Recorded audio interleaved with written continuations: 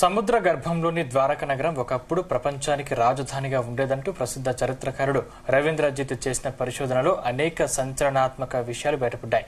తెలంగాణ రాష్ట్రానికి చెందిన it's 6 what అనే స్వచ్ఛంద సంస్థ ఆధ్వర్యంలో ద్వారక నగరంపై కొన్నేళ్లుగా చేస్తున్న పరిశోధనలు, కార్యక్రమాలు గుజరాత్ ప్రభుత్వంతో పాటు కేంద్ర ప్రభుత్వ ప్రశంసలు కూడా పొందింది.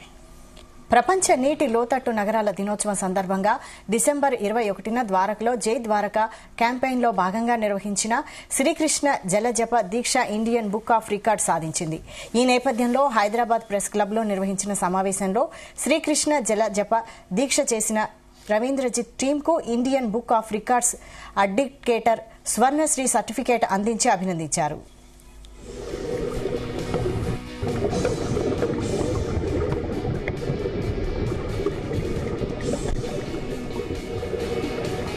ఇది 1979 నుంచి జరుగుతుంది, కానీ పూర్తి స్థాయిలో జరగలేదు. చాలా రీజన్స్ ఉన్నాయి దానికి. టెక్నికల్ ఎక్స్పర్ట్స్ లేరు. సో ఈ చాలా విషయాల్లో కొంచెం వెనకబడటం వల్ల ఇప్పటికీ ఎంతో 45 ఇయర్స్ పైన అయింది.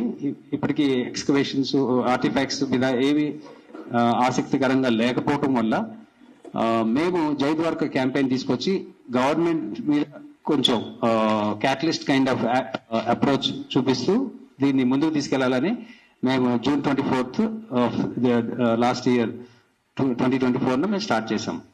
సో దీనికి అందరి దగ్గర నుంచి ఫస్ట్ గా మీడియా మిత్రులు మన హైదరాబాద్, తెలంగాణ నుంచి చాలా సపోర్ట్ రావటం, అక్కడి నుంచి నేను మళ్ళీ గోవాకి వెళ్ళాను. గోవాకి వెళ్ళి ఎన్ఐఓ అంటే నేషనల్ ఇన్స్టిట్యూట్ ఆఫ్ ఓషనోగ్రఫీ, అంటే దీనికి సంబంధించిన అధికారులు ఎవరున్నారో వాళ్ళందరూ లిస్ట్ తీసుకొని అందరినీ వెళ్ళి మేము మా జై ద్వారకా క్యాంపెయిన్ కలవటం జరిగింది.